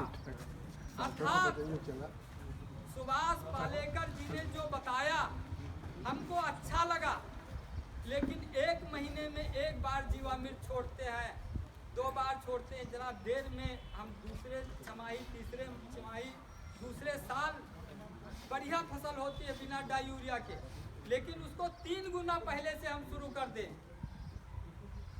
खेत में कोई नुकसान नहीं होगा। जो धरती में अभी तक डाई यूरिया छोड़ते आए हैं उसको पूर्ति करने के लिए हम एक गाय से 1 एकड़ खेत में प्रयोग करते हैं तो प्रत्येक दिन उसमें खाद छोड़ सकते हैं। और हमारे जीवन में खेती से उत्पादित जितनी वस्तुएं हमें जरूरी है उसमें हम कई वस्तुएं लगाते हैं। ऐसे हम गांव के किनारे 1 लाख रुपए 2 एकड़ दे करके, हमारा खेत दूर कई क्षेत्रों में थोड़ा थोड़ा है, कहीं 2 बीघा, कहीं 3 बीघा, और हमारे यहाँ का बीघा भी छोटा होता है। तो गांव के किनारे क्योंकि परिवार के कोई लोग उसको देख सकते हैं, 2 एकड़ हमने 1 लाख रुपए पे खेत लिया और अपने एक बालक को उसमें लगा दिया कि आप कहीं नहीं जाएंगे, केवल हम जो बताएंगे वो इसमें करेंगे। आपने क्या क्या किया ये बताइए। एक देसी गाय से 21 प्रकार की फसल, सुरक्षा कैसे हो, सबसे पहले फसल की सुरक्षा कैसे हो, हमने सुरक्षा की व्यवस्था की। हमारे यहाँ सेमल की जो है वो पेड़ रहते हैं, उसकी डालें हमने काट काट करके किनारे किनारे लगा दी, वो हरे हो जाते हैं। लगा दिया, फिर उसमें नर्सरिया लगाया, फिर उसमें झाड़ी नुमा बनाने के लिए उस पर लौकी बोया, एक तरफ करेला बोया, एक तरफ तरोई बोया, एक तरफ यानी बेल वाली फसलें 4 फसलें 4 तरफ बोया। और बीच में एक बीघे में 5 प्रकार की फसलें, 1 बीघे में 5 प्रकार की फसलें, 1 बीघे में 5 प्रकार की फसलें, ऐसे ऐसे करके 21 प्रकार की फसलें पूरे खेत में पूरे गन्ना भी, लेकिन उसकी दूरी थी। और उसमें गाय के गौमूत्र से जो हम जिस आपको बना करके भी बताएंगे, जीवामृत घन जीवामृत 1 एकड़ के लिए एक देसी गाय एक दिन में 1 एकड़ के लिए भोजन तैयार कर देती है गोबर और गौमूत्र। 100% यानी उसका एक भी ग्राम मूत्र अलग न जाए और गोबर अलग न जाए। 1 एकड़ में 1 दिन के लिए भोजन तैयार कर देती है। और शुरू किया मित्रों, गांव के लोगों ने बहुत बच्चों को बहकाया कि तुमसे अब यही बचा था, यही करवाएंगे। इंटर पास था लड़का, यही करवाएंगे, गोबर उठाने के घोलने के लिए बचा था। लेकिन बच्चा डटा रहा। हम भी एक संगठन में काम कर रहे थे, स्वयंसेवी संगठन एकल विद्यालय अभियान, और उस साल 1 एकड़ में 7 लाख रुपए हमको आए हुए। 10 लाख तो नहीं पहुंच पाए, लेकिन 7 लाख में 1 लाख हमने खेत वाले को दे दिया। 1 लाख हमने अपने बालक को दे दिया कि आप अपने नाम जमा कर लो। और 5 लाख में हम 2 एकड़ खेत और लखनऊ रोड पे ले लिया कि गांव में लोग देखने नहीं जाते हैं। बड़ी प्रगति हो गई। गांव में कोई देखने नहीं जाता है, शहर के लोग आवे यही देखें और इसको खरीदे। तो लखनऊ रोड पे इसी मॉडल पे 21 प्रकार की फसल, उसमें कृषि विभाग के एक उद्यान निरीक्षक होते हैं, तो RK वर्मा नाम है। उन्होंने आकर के विभिन्न प्रकार के 3 लाख की हमके उसमें सहायता प्रदान की है कि विभिन्न प्रकार से कि ठीक है, बहुत बढ़िया काम कर रहे हो, ये लौकी का पेड़, तोरई का, जितने भी पौधों की जरूरत होती है उनके पास नर्सरी है, वो देते हैं। और वहीं पर एक छोटी सी दुकान लग गई है। दुकान पे यात्री भी खरीदते हैं, मोटरसाइकिल वाले भी खरीदते हैं। यहाँ पर जब कम उत्पादन होता है सब्जियों का, जैसे एक सब्जी लगी और धीरे धीरे करके वो डाउन हो गई, तो कम उत्पादन होने लगा, तो 1 घंटे 2 घंटे दुकान खुलने लगी, तो अंदर आते हैं लोग खरीदते हैं। तो ऐसा हमारा मोबाइल नंबर आप लोग लिख लीजिए, ज़्यादा समय नहीं है, थोड़े समय में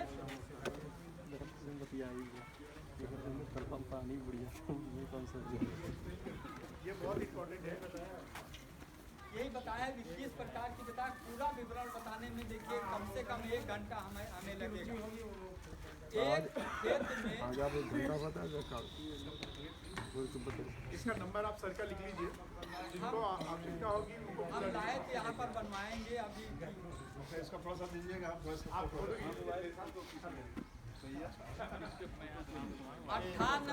38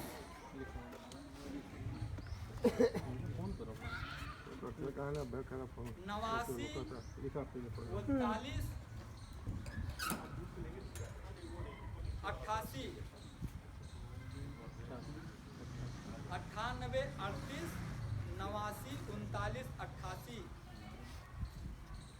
अब एक इसमें हम चाहते हैं कोई प्रमुख लोग खड़े हो जाए। प्रधान जी आप खड़े हो जाए। आपने नंबर लिख लिया है? हाँ, हम चाहते हैं प्रमुख लोग जो भी लिख ले उनसे आप लोग पूछ लीजिएगा नंबर।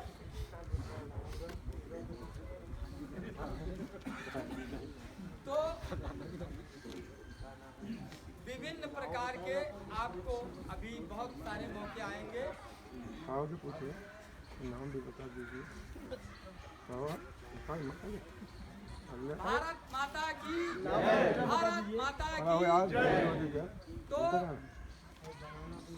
जैसे एक छोटी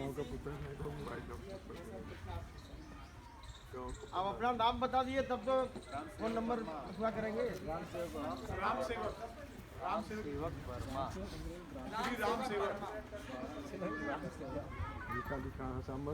एक छोटी सी कहानी है। एक राजा थे, उनके कई वंशज से एक ही संतान उस परिवार में होती थी, वो राजा बन जाती थी। और उस समय एक दिन राजा और रानी बात कर रहे थे कि क्या ईश्वर की, भारत माता की। भाई साहब क्षमा कीजिएगा, देखिए और बहुत कोई उदाहरण बताएंगे, समय लग जाएगा। तो क्या हमारे कुल में क्या कमी है कि एक ही बालक क्यों होता है? तो हमारी जिद है अब इस बालक को राजा नहीं बनाएंगे चाहे हमारा राज ध्वस्त हो जाए। ये बात पति पत्नी कर रहे थे और उसी दिन एक चोरी करने के लिए चोर घर में आया था। राजा चोर आया था तो वो दोनों जब बात कर रहे थे राजा रानी, तो आवाज आई तो कहा कुछ सुन ले, अभी जाग रहे हैं लोग, तो जाए तो बात दोनों की बात सुनने लगा। तो रानी ने कहा क्यों, क्या करेंगे इस बालक को? तो कहा इसको हम साधु बनाएंगे। तो कहा अगर साधु भी बनाना है तो बढ़िया साधु बने, कोई ढूंढ करके लाओ साधु, इसको गुरु बनाओ, चेला बने, तब सीखे तो साधु बने नंबर 1 का बने। तो कहा ठीक है हम ढूंढ करके लाएंगे। अब उस चोर को समझ में आ गया कि अगर हम साधु बन जाए, वो ढूंढने चले, हमको ढूंढ करके लाए कि इस बच्चे को पढ़ा दो, तो हम जो आज थोड़ी सी चोरी करने के लाए तो पूरे राज के मालिक बन जाए। चोर तुरंत वापस चला गया और उसने सोचा अब साधु बनने के लिए हमको कुछ करना पड़ेगा। तो एक जंगल में गया, एक साधु कुटी बनाए बैठे थे। कहा महाराज जी ये बताइए हमको साधु बनना है तो हमारे में क्या गुण होना चाहिए? कहा केवल सत्य बोलो, सत्य के सिवा कुछ ना बोलो साधु। कहा चल दिया वहाँ का, कुछ कमी है इतने में नहीं हो सकता। फिर आगे चले, दूसरा साधु बैठा था। भारत माता की भाइयों, कहानियों में भी सत्यता होती है, उसका कुछ पर्सनल आप जब तक कहानी पूरी नहीं सुनेंगे, छोटी सी है और 60 में बताएंगे। दूसरे साधु से पहुँचे, फिर कहा महाराज जी हमें साधु बनता है, आप बताइए क्या लक्षण होना चाहिए? कहा सदा सत्य बोलो, माता पिता की सेवा करो। तो कहा अरे वहाँ एक बताया था 2 गुण, और आगे बढ़ो तो हो सकता है और गुण मिले। ऐसे ऐसे 5वें साधु के पास जब पहुँचे तो उसने 5 गुण बताए। तो कहा ये साधु ठीक है, तो उनको गुरु मान करके और वो चला गया आगे, अपनी मड़ाई रखा और वो भी साधु बन गया, ईश्वर में रम गया।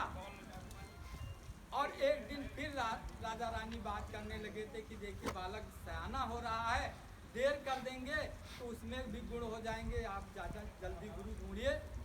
राजा ने कहा ठीक है। तब तक वो चोर साधु बन चुका।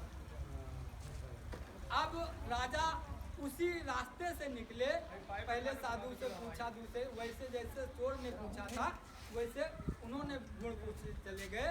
तो जो 5वें पर पहुँचे तो 5 गुण बताया। आगे भी कुछ और हो सकता है। राजा और आगे पहुँचे, उसी के पास पहुँच गए और पूछा कि साधु में क्या लक्षण होना चाहिए, साधुता बनने के क्या करना चाहिए? कहा पहले तो आप आतिथ्य हैं।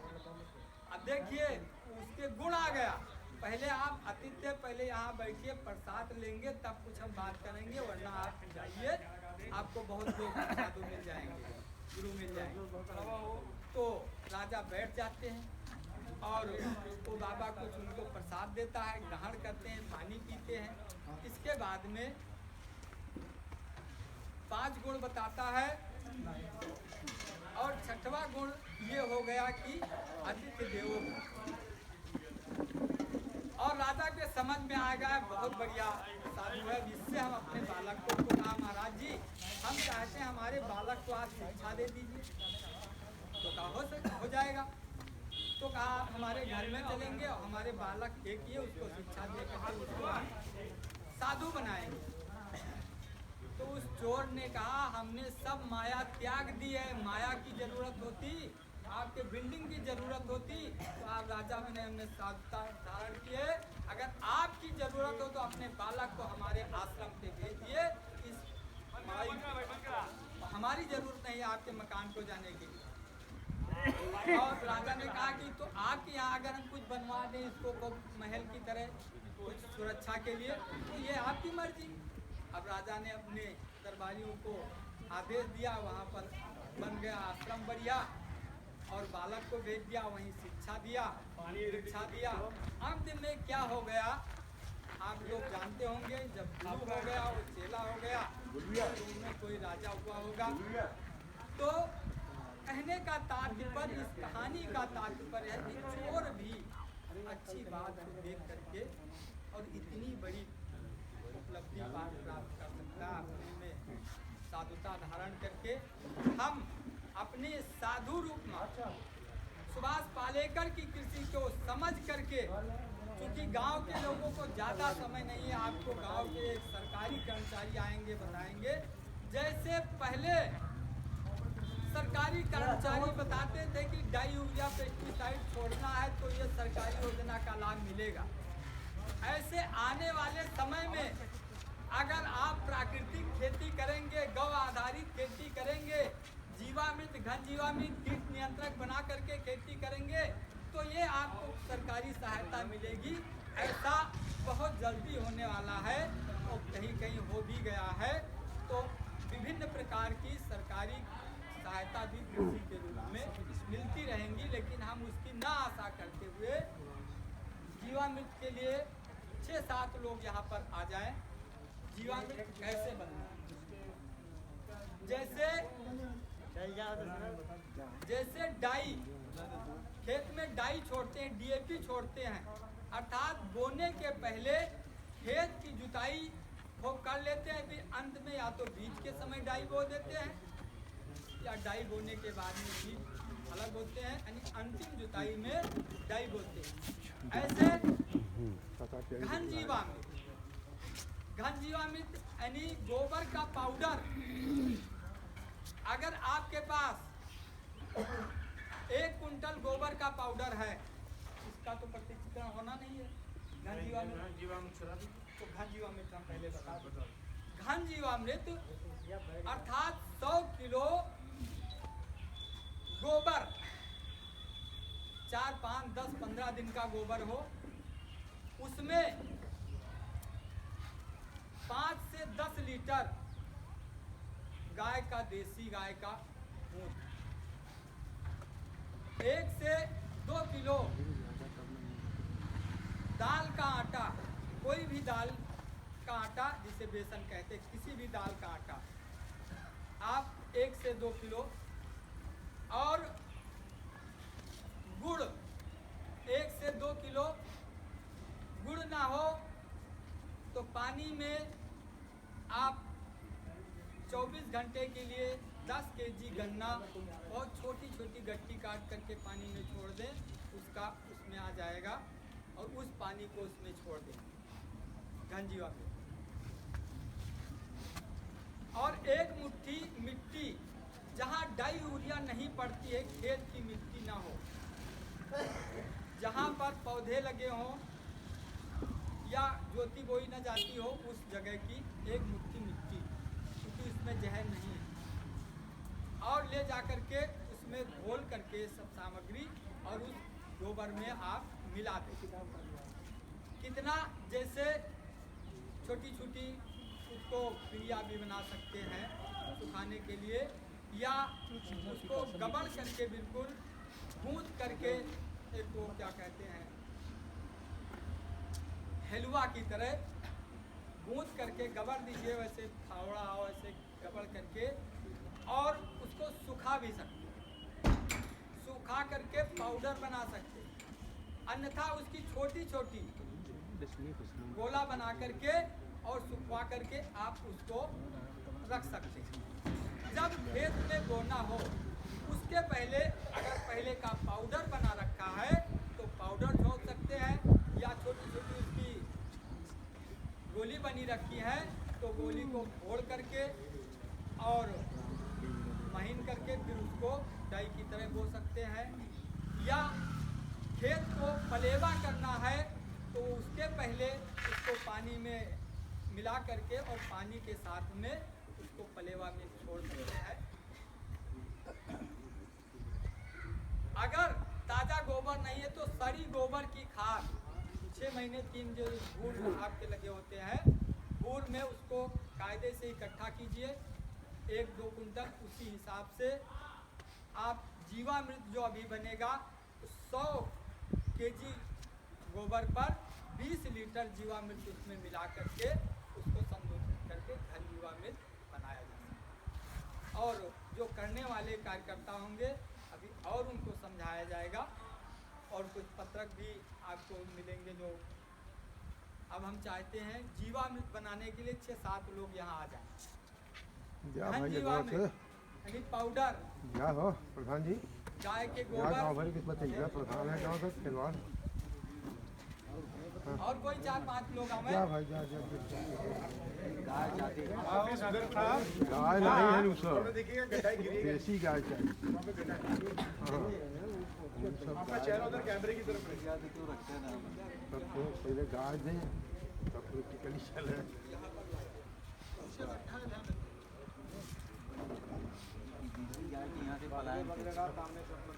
अब इसमें मान लीजिए 200 लीटर का ड्रम है, लेकिन जब लुप्त हो गया तो भरा है। अब 200 लीटर पानी में अब बाल्टी लाइए, बाल्टी लाइए, क्या दिख वही है बताओ तो नहीं सुने थे पकड़ रहा है क्या देखा कुछ चलने लगे इतिहास है आपकी आवाज़ में रिकॉर्ड हो गया अरे और जने चल जा देखते रहे। जैसे ये बाल्टी है, बाल्टी में 5 से लेकर के 10 लीटर तक गौमूत्र इसमें छोड़ दीजिए। केदार और आगे बढ़ के दिखा और आगे बढ़ के दिख रहा। अब इसी में 1 से 2 किलो, कम से कम 1 किलो, ज़्यादा से ज़्यादा 2 किलो बेसन यानी किसी भी दाल का आटा आप छोड़िए।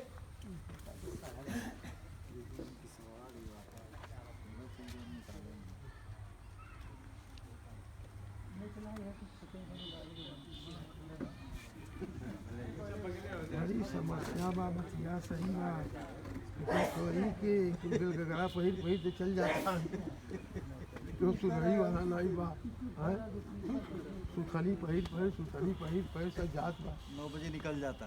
अरे 1 से 2 किलो गुड़ जो हमने बताया था बात सही है उनका इसमें पड़ता है, वो इसमें भी मतलब भारी बा।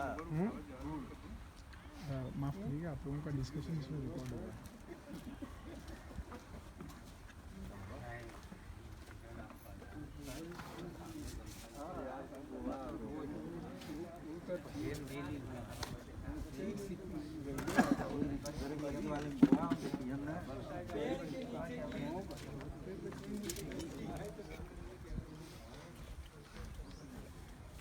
एक मुट्ठी लगभग 100 ग्राम। अब एक डंडा ले जी, ये भैया ये तू है हरिया अब इसमें मिला दीजिए इसको पहले। बगले खड़ा हो जाए।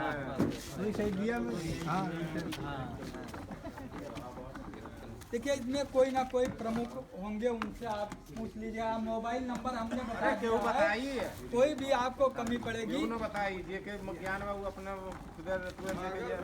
तो मोबाइल नंबर हमने बता दिया है, इतना बताने में मिला दिया।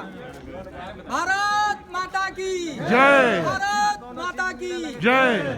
अब ये चल चुका है, अब ये इसमें छोड़ दीजिए। 200 लीटर पानी पहले से भरा था, इसमें 225 लीटर 20 लीटर तक पानी आ जाता है फुलाने पर। राम सेवक जी थोड़ा इधर आइए।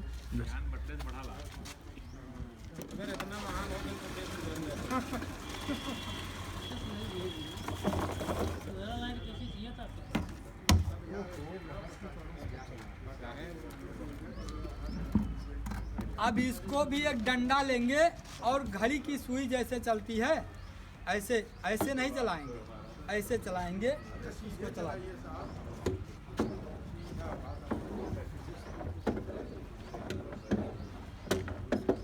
अब खूब मिल जाए इसमें 50-51 राउंड आपने घुमा दिया, मिल गया सब। इसके बाद में आप ये छाई में होना चाहिए, ये भी बता दे रहे हैं, या तो पेड़ की छांव में या मढ़ा या कहीं भी छांव में होना चाहिए। घाम में जीवाणु जो है मर जाते हैं। मान लीजिए मिल गया, फिर ये उल्टा नहीं चलाना, उल्टा आपको चलाना ही नहीं है। अब आप इसको टाट के बोरे से ढक दीजिए, बस रुक जाए। अब टाट का बोरा इस पे ढक दीजिए। ये बोरी प्लास्टिक की भी होती है, उससे इसको नहीं ढकना, टाट के बोरे से ढकना है कि नहीं है? ना हो तो हम ऐसे मान लेते हैं। तो मान लीजिए टाट के बोरा से ढक दिया, अब गर्मी में 48 घंटा मतलब 2 सुबह शाम पड़ेंगे, और जाड़े में 72 घंटा 3 सुबह शाम में सुबह शाम इसको खोलेंगे बोरा, और फिर जिस तरह से अभी चलाए हैं फिर चला देंगे, फिर ढक देंगे। दोनों टाइम सुबह और शाम चलाएंगे और ढक देंगे, फिर चलाएंगे फिर ढक देंगे। और 72 घंटा पूर्ण होने पर जाड़े में, गर्मी में 48 घंटा पूर्ण होने पर ये जीवामृत बन के तैयार हो गया। जीवों का अमृत, जो पृथ्वी को जीवित रखने के लिए जीव बने हैं, उनके लिए अमृत तैयार हो गया। जिस प्रकार वो है केचुआ, जीवों का बैठ जाइए। गैया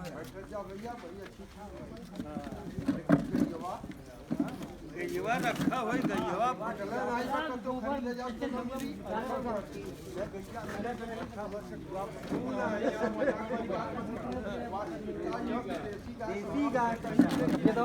भारत माता की, भारत माता की, भारत माता की। अब इस जीव अमृत को खेत में छोड़ने के लिए, अगर खेत में पानी लगता है तो नाली से अगर पानी लगा रहे हैं, जहाँ पर पानी गिरता है वहाँ पर एक इतनी बड़ी बाल्टी में भरकर रख दीजिए और एक गिरने के लिए उसमें छेद बना दीजिए, या एक घड़ा हो बड़ा और उसको तिगुड़िया बना करके उसको बीच में आप नीचे बना दीजिए। शंकर जी को जो जैसे क्या पानी गिराना तो उसमें भरते रहे और उस पानी में गिरता रहे। अन्यथा आप पाइप द्वारा लगा रहे हैं तो उसमें कहीं आप एक सेट कराना पड़ेगा, महीन पाइप, और उसी में जाता रहेगा, खींचता रहेगा, ऊंचे पे इसको रखना पड़ेगा। और पानी खेत नहीं चाहता है, 15 दिन पूरा हो गया है, तो इसका छिड़काव सूती कपड़े में, महीन कपड़े में छान करके, और इसका छिड़काव फसल पे 15 दिन पे करना है। अगर छोटी फसल है तो उसमें पानी मिला लेंगे, आधा पानी आधा जीवामृत। बड़ी फसल है, 2 महीने की फसल हो गई तो केवल जीवामृत छिड़क सकते हैं। जय हिंद। हम लोगों के बीच में आजमगढ़ के राकेश पांडे जी हैं। ये कई साल विदेश रहे हैं, एरोनॉटिकल इंजीनियर हैं, और पिछले 1 वर्ष से यहाँ अपने क्षेत्र में सामाजिक कार्यों में अपना पूरा समय देते हैं। राकेश जी से आग्रह है, आप लोगों ने अभी तक कमलेश सर को सुना, राम सेवक सर को सुना और नीरज सर को सुना। वो ज़्यादा कुछ बोलने के लिए है नहीं, और आप लोग वैसे भी बहुत सीनियर हैं, राइट?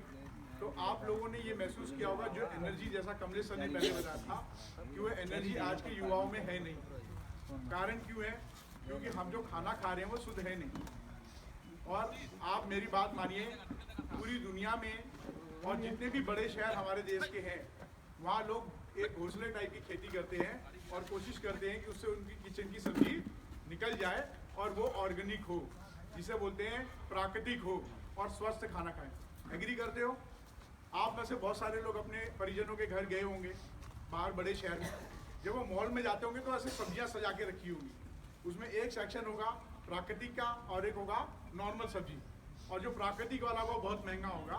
और जब लोग जाते हैं तो बोलते हैं अरे बाप रे बहुत महंगा है यार, ये तो बहुत एक्सपेंसिव है, क्योंकि उनके पास सोच नहीं है कि इसको खाने से हम स्वस्थ कैसे रह सकते हैं। लेकिन वो स्वस्थ रहना चाहते हैं, स्वस्थ खाना चाहते हैं, इसीलिए आज की डेट में जो भी प्रोडक्ट आता है उस पर प्राकृतिक लिख कर आएगा, हर्बल लिख कर आएगा, ऑर्गेनिक लिख कर आएगा। वो एक मार्केटिंग ट्रिक्स है। अब मैं ये क्यों बोला? क्योंकि आप सभी लोगों के पास इतनी ज़मीन है जितने शहर में कत्ल और बलवा हो जाता है, समझ गए? आप सोचे कि वहाँ पे 1-1 इंच कब्जा करने के लिए एक दूसरे का सर फोड़ लेते हैं, और आप लोगों ने उससे ज़्यादा ज़मीन से अपने यहाँ पे छोड़ दिए।